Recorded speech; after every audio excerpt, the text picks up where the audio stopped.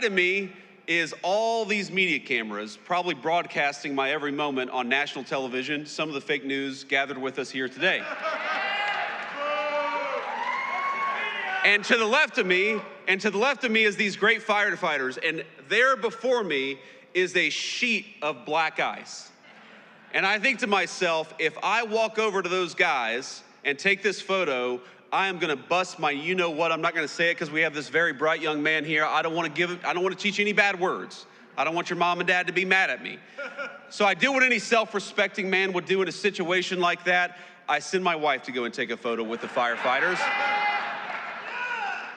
No, I didn't. I actually didn't. I did it the right way, but I did do sort of the Biden slow shuffle to get over there.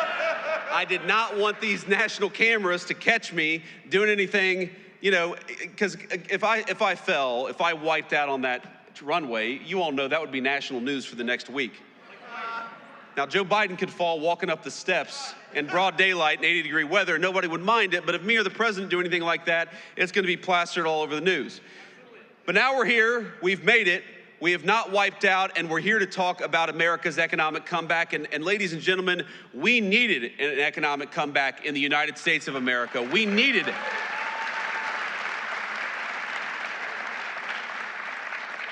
When we talk about all the wage growth, when we talk about all the people who are coming into the United States to invest in the American worker, we've got real money, real jobs, and real opportunity. What that means for the state of Pennsylvania is that in just the last 11 months, we're creating 60,000 good-paying jobs for Pennsylvania families, and we're bringing in, just in this one Commonwealth, $100 billion of new investment into this great place.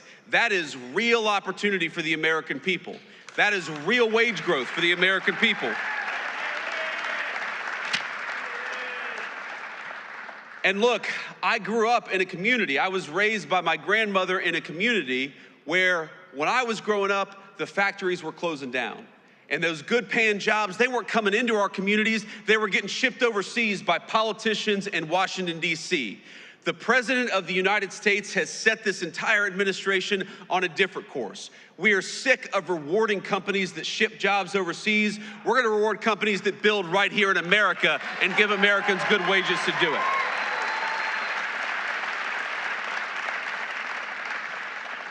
And you already see it, my friends, you already see it in some of the numbers that we're seeing. When I talk about what we are most proud of, I probably start with what we've been able to do at the southern border, and we'll talk about that in a second. But right after that is, if you go to the Biden administration, the average American family lost $3,000 of take-home pay through the terrible inflation of the Biden administration. In just 10 months of the Trump administration, the average American family has gained about $1,000 of take-home pay. Now that difference could not be starker. When Joe Biden was president for 4 years, he took $3,000 out of your pocket. And in just 10 months of the president's leadership, we have put $1,000 back in your pocket. That's what that means. And that's just the beginning, my friends. That is just the beginning. Because if you look at what we are doing every single day, you are going to have, and if this doesn't turn out to be true, I'll come back here and you can all tell me I'm wrong, but I'm telling you it's going to be true. You are going to have middle-class Americans, middle-class Pennsylvanians, some of the best tax season in 2026 that you've ever had. Because if you look at no taxes on overtime, no taxes on tips, when we talk about no taxes on your auto loans if you buy an American-made car, now those are political words. I'm sure you've heard them on TV, but starting with tax season in just a couple of weeks, you're gonna see that in your tax refund. That's what that means, more money in your pocket, because you've got a president and a Congress that are fighting for you for a change, and that's exactly what it should be.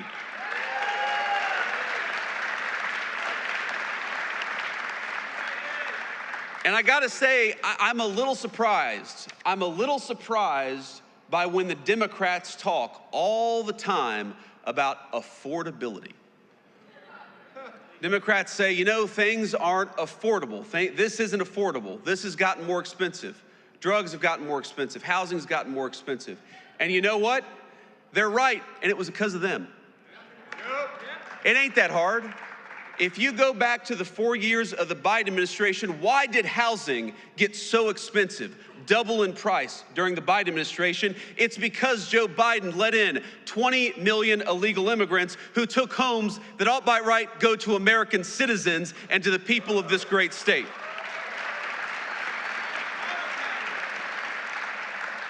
When we talk about why did health care get so unaffordable during the Biden administration, it's because Joe Biden allowed prescription drug companies to take advantage of this country. You know, Europeans were paying way less for prescription drugs than our American citizens. It took Donald J. Trump to haul those pharmaceutical executives into the Oval Office and say, no more. Europe's gonna pay more for drugs and America's gonna pay less for drugs because we gotta fight for the American people for a change.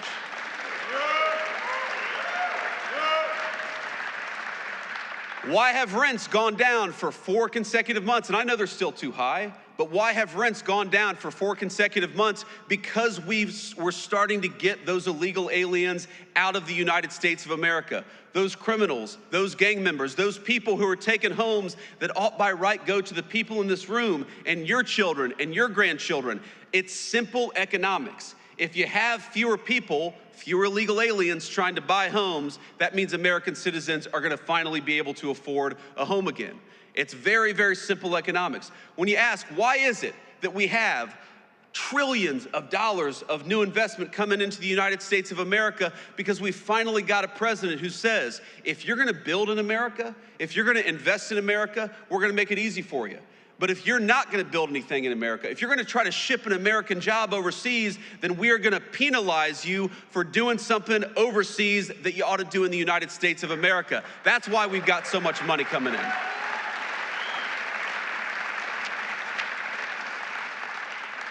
So if you look at every single affordability crisis that we talk about in the United States of America today, it's because we inherited a nightmare of an economy from Joe Biden.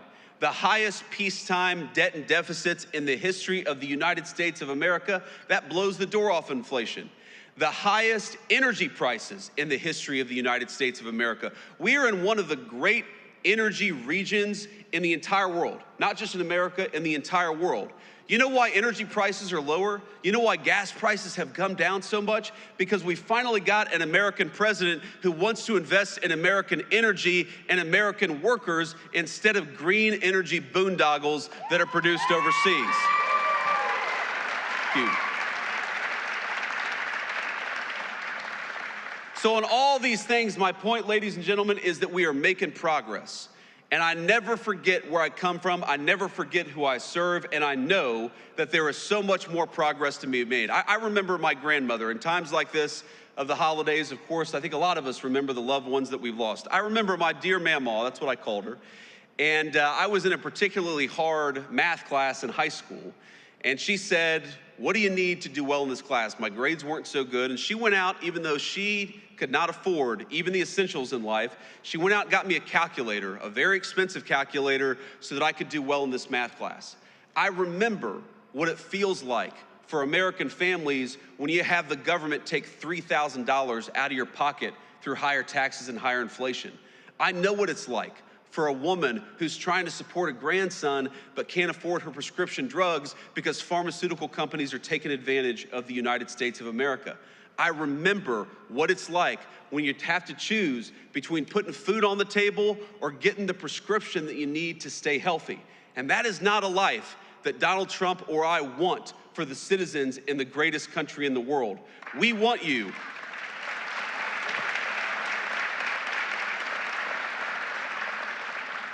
We want you to be able to afford the things that you have to give your kids and your grandkids a good life. We want you to check your credit card statement and for that to be an annoyance, something you gotta do rather than something that causes a lot of stress and anxiety. We don't want a single parent or grandparent to have to look at their checking account and decide whether they're gonna buy food or whether they're gonna buy medicine this month. We are fighting for you every single day, and I don't want you to think for 1 second that because Joe Biden gave us the worst economy in the world that we forget it. No, we know.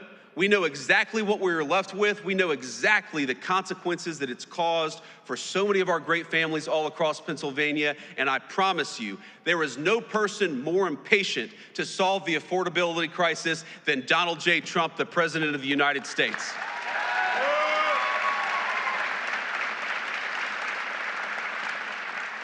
You know, I hear these guys, I hear these Democrats talk about this as if you were going to fix these problems in a single day. It reminds me of probably the third day in the Oval Office where eggs had gotten so expensive under the Biden administration. And you look, I'm the Vice President of the United States. I'm a very blessed man, but we have 3 little kids who eat a lot of eggs.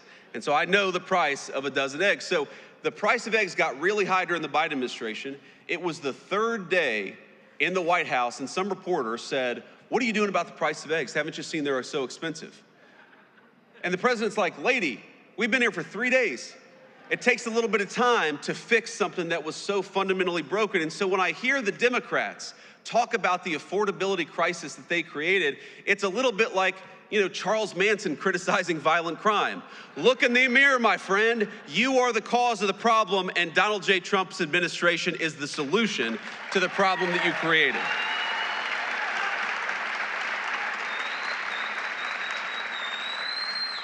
I want to say one more thing here, and then I want to take some questions from the reporters, and then we'll have to hit the road. But, this is such an amazing time to be in Pennsylvania. As much as I complain about the cold, and I do, as much as I almost busted my rear end on the tarmac today, I love being in the great state of Pennsylvania during this time of year. I love Christmas time. I love the beautiful trees. I love the snow on the hills. I love everything about this state this time of year. It reminds me a lot of my home state of Ohio for reasons that you all know well. But here's the thing. During this Christmas time, I think that we got to remember that we have a lot in the United States of America to be grateful for, and I am at the very top of the list of people who have a lot to be grateful for. I'm very grateful to my beautiful wife and our healthy kids.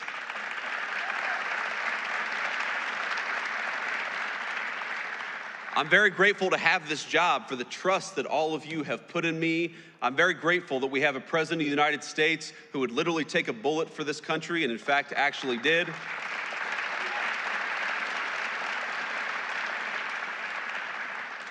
But I just ask all of you to count your blessings this holiday season, because there is a lot good out there. There's a lot that we're still working to fix. But I just wanted to say, from the President of the United States, from the entire administration, my friends in Pennsylvania, Merry Christmas to you. I hope your families have a Happy New Year. Thank you.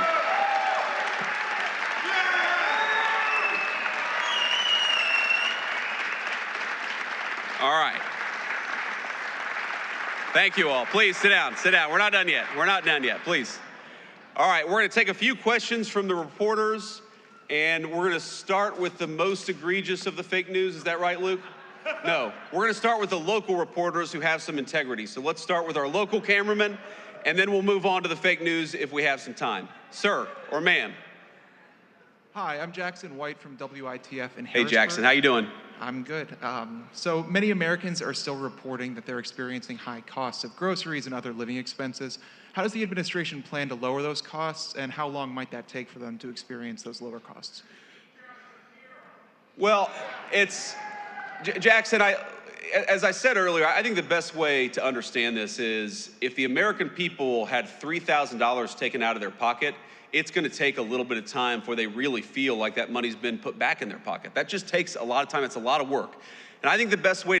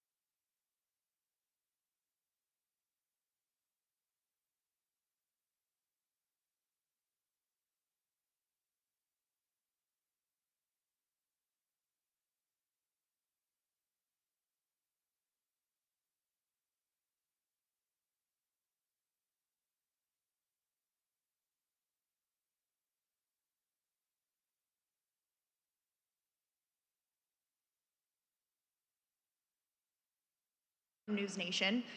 As I'm sure you know, recent polling shows most Americans don't approve of how the Trump administration is handling the economy. I hear what you're saying, that it's going to take time to fix things, but the political reality is that the midterms are next year. Are you worried that affordability is a political liability for your administration and for Republicans? Look, I'm not worried about the politics because I believe fundamentally in the wisdom of the American people. When we go out there and we tell our story, that gasoline and energy got way too high under Joe Biden's administration, but we've lowered the cost of energy, the American people will understand that. The American people know that. When we go out there and talk about the fact that the affordability crisis that happened under Joe Biden's administration made a lot of Americans poorer and working every single day to put money back in their pocket, I think the American people will understand and agree with that. Of course, they're going to be the ones who make the final decision. But I feel very confident that if we keep wages high, we keep energy prices low, we keep on chipping away at the affordability crisis created by Joe Biden's administration, yes, I believe the American people are going to reward us because the American people are smart. They know Rome wasn't built in a day. They know what Joe Biden broke is not going to get fixed in a week. We got to stay with it. We got to keep on working on bringing good jobs and money back into the United States of America. And that it already has paid major dividends for the American people. It's going to pay a lot more in the year to come. Thank you.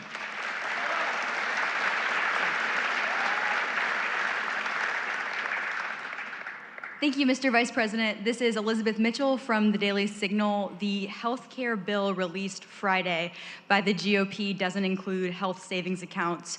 Are you comfortable with that? And would you like to see the GOP use the special reconciliation process to address health care costs and other affordability concerns? Well, one of the things the president has said is we have the weirdest health insurance system in the world, where we tax money from all of these great Americans out here, and then we give boatloads of money to the insurance companies. Why don't we give that money to the American people and let them buy insurance that works for them and their families? I mean, if you look at insurance company profits, they have been skyrocketing ever since Obamacare was passed. The insurance companies have done very well under Obamacare. You know who hasn't done well under the Obamacare system of giving boatloads of money to the American people? All of you. That's what's broken about this system. It's good for insurance companies and bad for Americans. We are trying to get to a healthcare policy that's good for Americans. We don't care. If the insurance companies do well, great. If they do poorly, that's their problem. We are here to fight for the American worker and make health insurance affordable for them. So we're going to keep on working at it. You mentioned one piece of legislation. I've probably read a dozen different pieces of legislation that are floating out there. Again, it's going to come to the point where Republicans and Democrats have to figure out what can be passed together. Of course, the president is going to drive a lot of that process. We're still reviewing some of these legislative texts as they come up. We believe that we can solve this problem, but again, the nature of our system, we're going to work with Congress to make sure we get something that's good for the American people through the Congress. Thank you.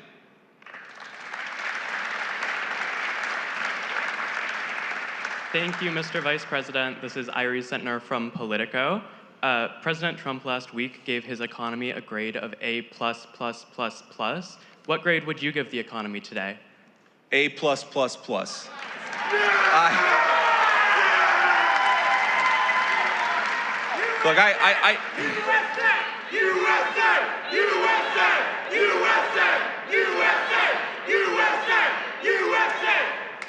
Look, here's the simple fact of the matter. Again, you have to understand all of this stuff in context. You have to ask yourself, what has the Trump economy been able to build over the past 10 or 11 months, given what we inherited from the Biden administration? Ladies and gentlemen, we had the worst inflation crisis in 50 years in the United States of America under Joe Biden. We had the worst trade deficit in the history of the United States under Joe Biden. We had debt and deficits, the highest in the history of American peacetime in 250 years. What we have been able to do, higher wages, lower inflation, a massive amount of investment and money coming into the United States of America, that stuff is incredible. And that is something to be proud of. What I will say is that given how bad things got under the Biden administration, we are going to keep on working every single day to make sure that Americans feel the benefits of the Trump economy. I am certain that we've already seen great benefits for the American people, but we got a lot of rebuilding to do over the next 3 years, and the president is committed more than anybody to making sure that we do it.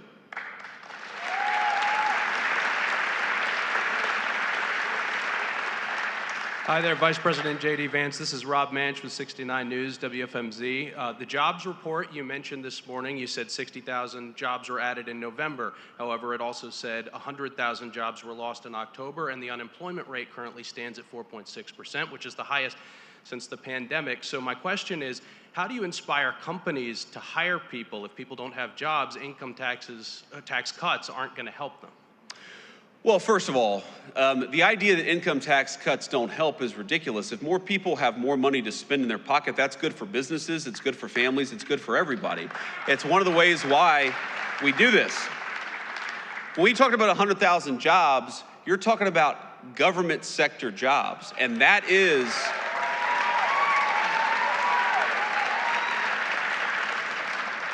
is in a lot of ways the entire story of what we're trying to do under President Trump's leadership. We want to fire bureaucrats and hire these great Americans out here. That's what we're trying to do. Now, you mentioned, this is an important point, you mentioned the unemployment rate ticking up to 4.6%. I think this is a very, very important point, because you know what that means? What that data shows, you got to get in the weeds a little bit. The unemployment rate only counts the people who are looking for work. So let's say you dropped out of work 2 years ago, you haven't been searching for a job. Well, you're unemployed, but you're not counted in the official unemployment statistics. What you're seeing as wages go up, as more investment comes into our country, is that people who weren't looking for work under Biden's administration are getting out there and looking for work in the Trump administration. That's exactly what we want. We want to get people off the sidelines and give them a good job with good pay, and we're seeing a lot of evidence that that is happening under President Trump's leadership.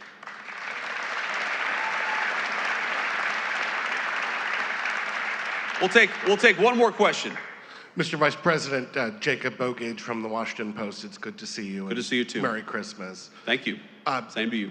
Unfortunately, I have to ask a bit of an off-topic question from affordability because news events do intervene, and that is the interviews that White House Chief of Staff Susie Wiles gave to Vanity Fair, in which she's quoted as referring to you as, excuse me, and again, not my words, sir, but a conspiracy theorist of a decade, and described your transformation from someone who once opposed President Trump to now his vice president as an act of political expediency.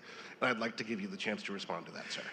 Well, first of all, if Susie, I'll trust what you said. I haven't looked at the article. I of course have heard about it, but conspiracy theorist.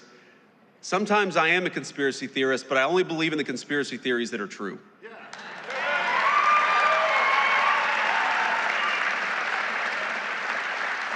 And by the way, Susie and I have joked in private and in public about that for a long time. For example, I believed in the crazy conspiracy theory back in 2020 that it was stupid to mask 3-year-olds at the height of the COVID pandemic, that we should actually let them develop some language skills.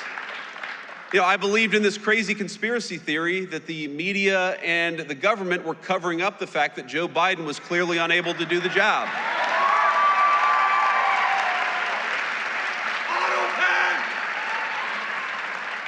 And I believed in the conspiracy theory that Joe Biden was trying to throw his political opponents in jail rather than win an argument against his political opponents. So,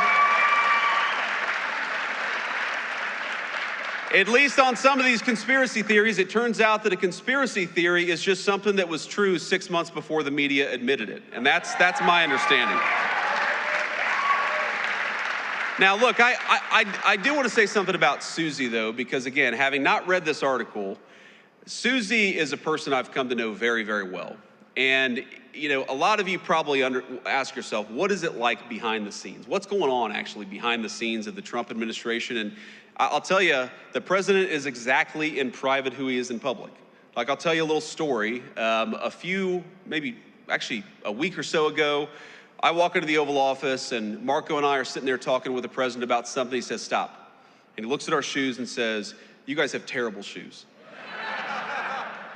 So he goes and gets a shoe catalog. Now remember, this is the Christmas season, so the president's got some holiday cheer. He goes and gets a shoe catalog and gets his favorite shoes and orders like 4 pairs of shoes for me and 4 pairs of shoes for Marco, because he's like, we need our vice president or secretary of state to look their very best. And, then we went back to talking about whatever major, international issue we were talking about. Again, he is exactly in private who he is in public. That's not true of most people in Washington, D.C. It's not. And I've seen so many people who will say one thing to the president's face, Democrats and Republicans, and then will do the exact opposite behind the scenes. You know why I really, you know what they are, and you know why I really love Susie Wiles? Because Susie is who she is in the president's presence. She's the same exact person when the president isn't around. I've never seen Susie Wiles say something to the president and then go and counteract him or subvert his will behind the scenes. And that's what you want in a staffer. Because as much as I love Susie, the American people didn't elect any staffer. They elected the President of the United States. And what you want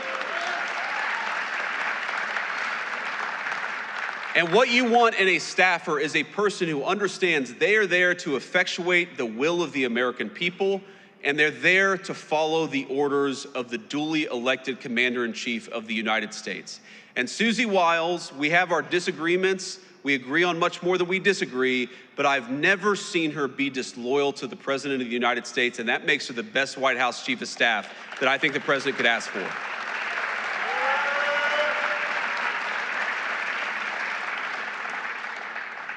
And the last thing I'll say is, if any of us have learned a lesson from that Vanity Fair article, I hope that the lesson is we should be giving fewer interviews to mainstream media outlets. So with that lesson internalized, I'm going to stop taking questions and just leave you with one final note. And again, it's just a note of gratitude. This is the coolest job I've ever had. Agree with us or disagree with us, I'm sure that every single person in this room made something happen to get me to this job. You went out there and voted, maybe you persuaded one of your relatives to vote, maybe even volunteered or knocked on doors or made phone calls for us. I will never forget that my job every single day is to make it so that you guys can have a safe and prosperous life in this country that all of us love. Thank you. We inherited a mess, ladies and gentlemen. I'm not going to sugarcoat it. We inherited a mess. But I think that in 11 months, we have made great progress to making this a safer, a more secure, and a more prosperous nation. Let's work for the next 3 years to do even more great work for the American people, and let's rebuild this country together. God bless you all. Merry Christmas. Detroit Auto Worker, let me thank you for your time.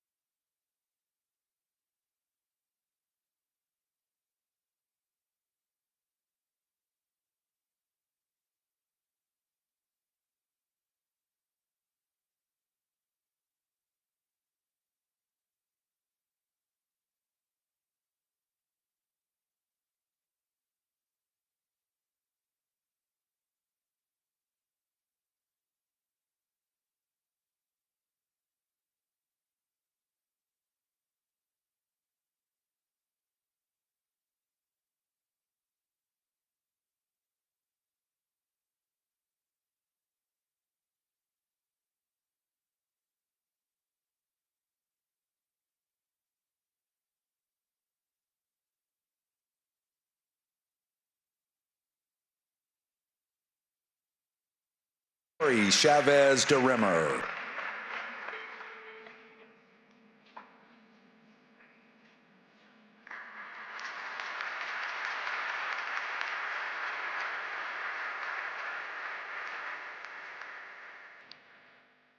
Good morning, everyone. Good morning, Lehigh Valley. Good morning, Pennsylvania. It's an honor to be with you here and with the Vice President right here at Uline.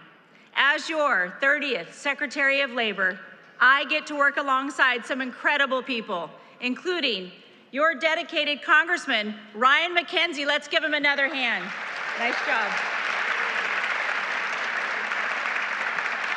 I just want to say, Ryan, you're doing an excellent job. I know that you are fighting tirelessly to support the President's pro-worker agenda, and I cannot thank you enough for that.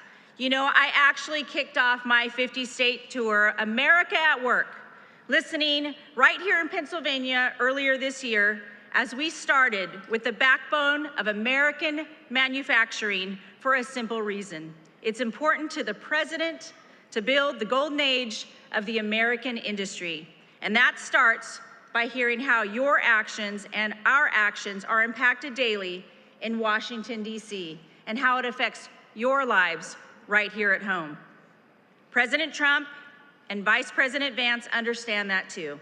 They trusted me in this role because I promise to listen to the voices of the forgotten working class. I've hit 36 states, and what I'm hearing from coast to coast is a fresh sense of optimism.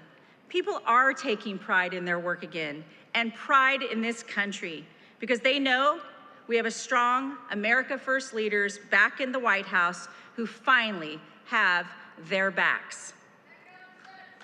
And common sense.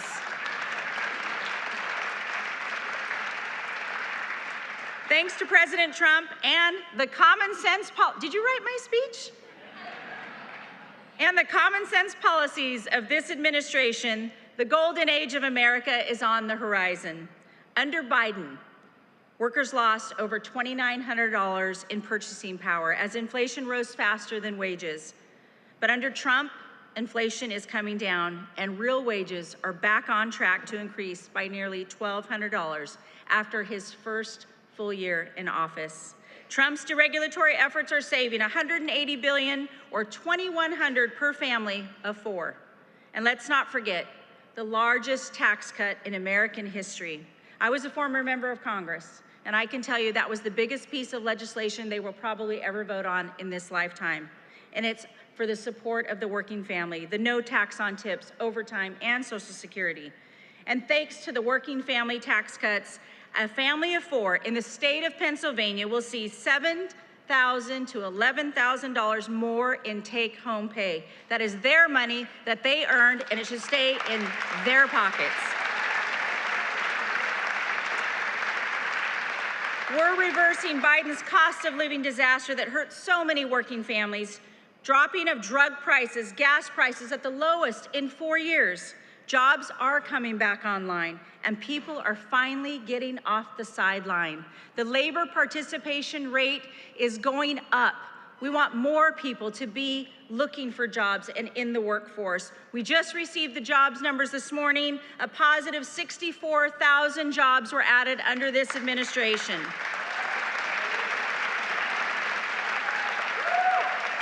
Here's a number to note that I think is very important, and I want you to remember this. And at your next rally, I want you to go say this. Under President Trump, 687,000 jobs have been in the private sector and have gone to native-born Americans.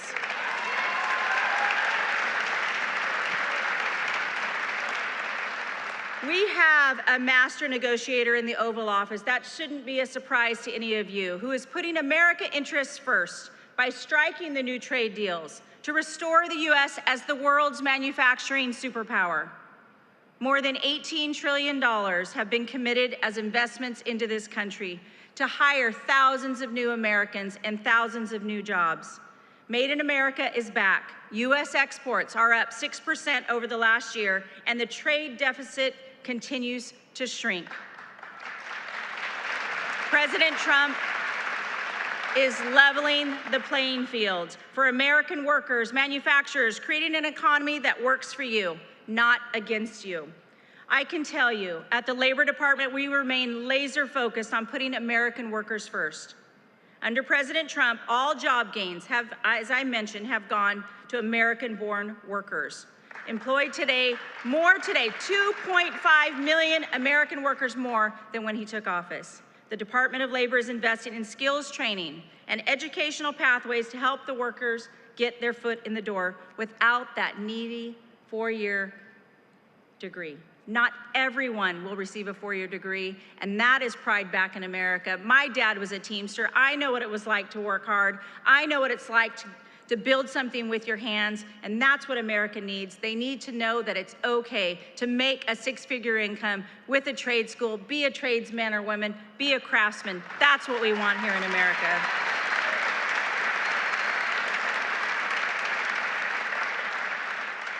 You all know that the future of this country won't be forged in the halls of these woke universities. It'll be at the hands of the skilled worker. We recently awarded $86 million in industry skills funds to prepare the American worker for those in-demand jobs of the future. President Trump set a goal. I talk about this all the time. 1 million active apprentices across this country. And since he has taken office, we have registered more than 300,000 new active apprentices and registered over 2,400 new programs at the Department of Labor.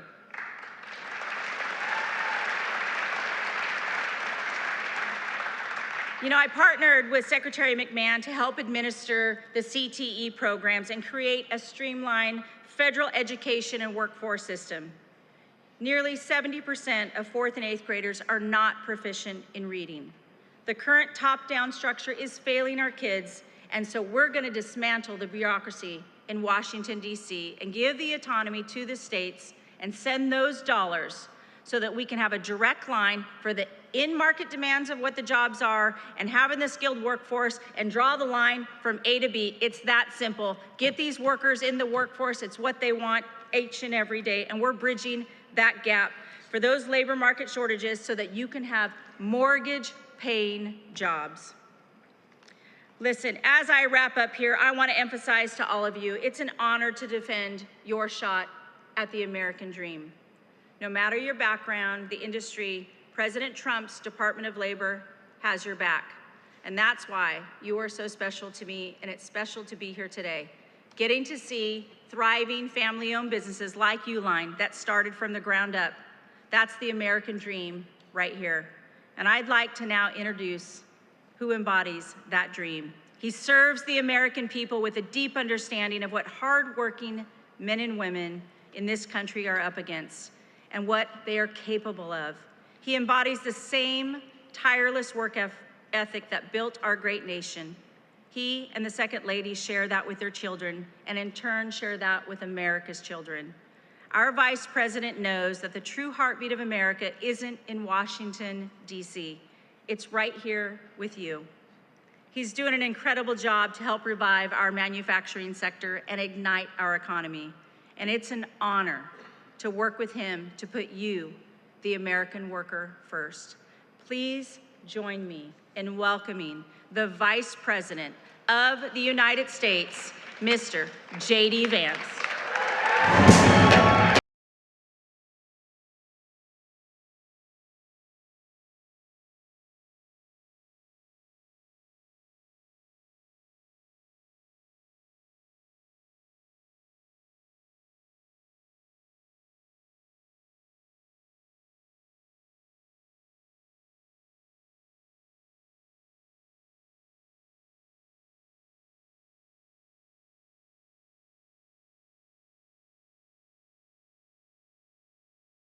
Here in Pennsylvania, it's a good day anytime you get out of Washington, D.C.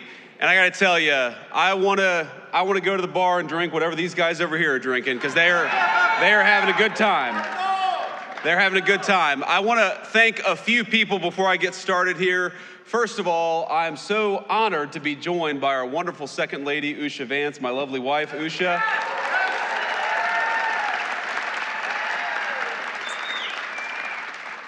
I want to thank our great Secretary of Labor, Lori Chavez DeRimmer, who's doing an amazing job, and she's focused on something that I think is very much close to the heart of our great workers here in Pennsylvania, which is this very simple idea that you ought to be able to raise a family and earn a good wage even if you don't go to college. We don't want to force everybody to go to college. We want to empower people who want to work with their hands to earn a good wage and do a good job, and she's fighting for that every single day. Lori's doing a great job.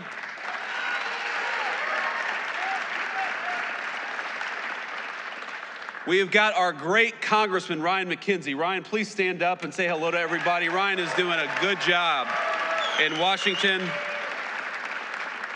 He's got a great heart for the people of this district. He's only been in town for a couple of years, maybe only a year now, right?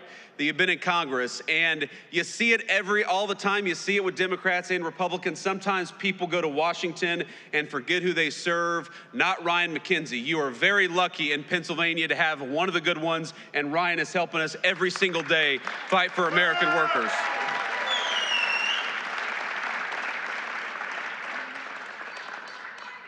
I believe, young man, shouldn't you be in school? We got a great young patriot over here. You ought to come up and take a photo afterwards. But I also want to give a shout out to Treasurer Stacey Garrity. Stacey, thanks for everything that you do, and thanks for being here today. Where is she? There we go. And of course, finally, to all the employees and the management, the good people of Uline for making it possible to be here. This is a massive facility, and I think that it speaks to what's going on in the United States of America under the past 10 months of Donald J. Trump's presidential leadership.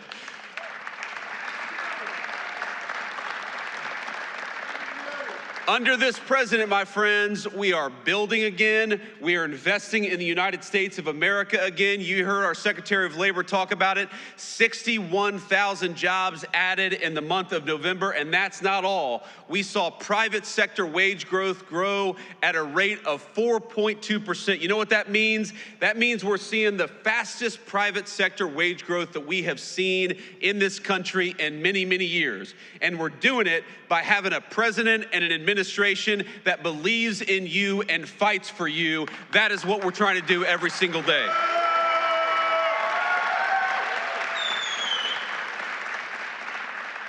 Now, I will say, as excited as I was to be here this morning, I remember when I got off the airplane, and it is cold.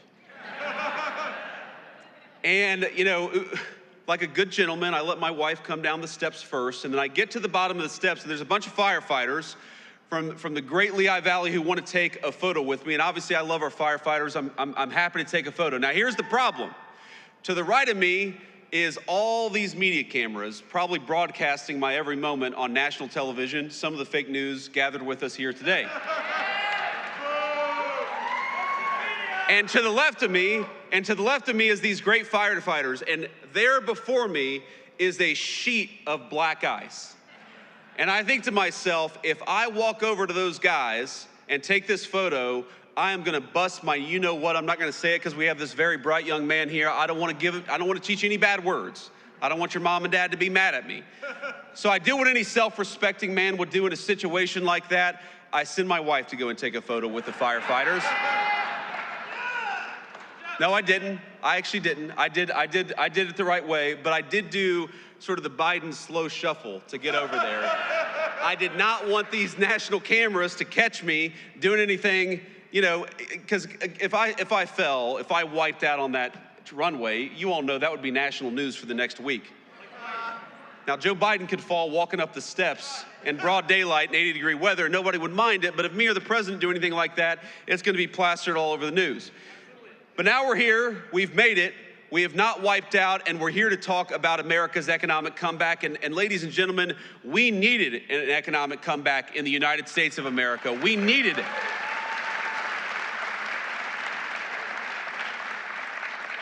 When we talk about all the wage growth, when we talk about all the people who are coming into the United States to invest in the American worker, we've got real money, real jobs, and real opportunity. What that means for the state of Pennsylvania is that in just the last 11 months, We're creating 60,000 good-paying jobs for Pennsylvania families, and we're bringing in, just in this one Commonwealth, $100 billion of new investment into this great place. That is real opportunity for the American people.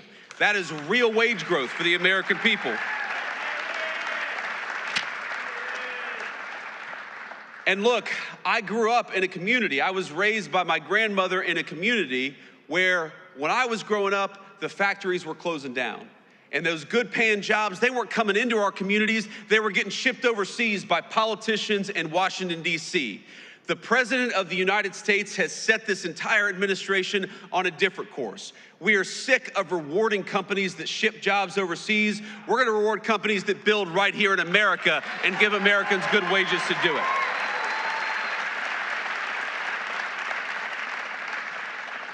And you already see it, my friends, you already see it in some of the numbers that we're seeing. When I talk about what we are most proud of, I probably start with what we've been able to do at the southern border, and we'll talk about that in a second. But right after that is, if you go to the Biden administration, the average American family lost $3,000 of take-home pay through the terrible inflation of the Biden administration. In just 10 months,